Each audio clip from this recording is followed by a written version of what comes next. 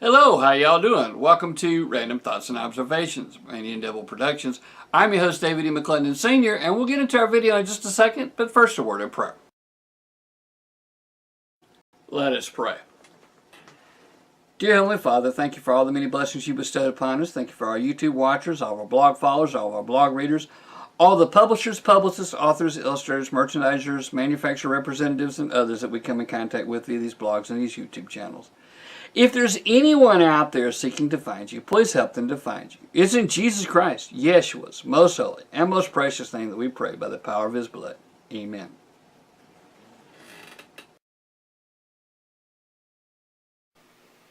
Gut Health Diet for Beginners.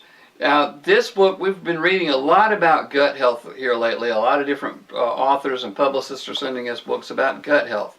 And this book gives you some general ideas about gut health, general ideas about why it is important to give your gut what it needs. It says over 70 easy and soothing recipes, and let me tell you, a lot of these recipes in here look to be top notch. We've followed along with a few of them, and we haven't actually cooked out of this just yet, but we do a whole lot of cooking here. It gives you the different prep steps you need, it's got some color pictures in here, and talks about like roasted root vegetable soup and roasted balsamic green veggies and mushrooms. There's even a recipe in here for shrimp scampi, or you could convert it to be chicken scampi. We think that it's an excellent book. Like we tell you here at from the kitchen of McClendon Villa, we do a whole lot of cooking, follow a whole lot of recipes, and it definitely meets the criteria for easy to follow, easy to understand.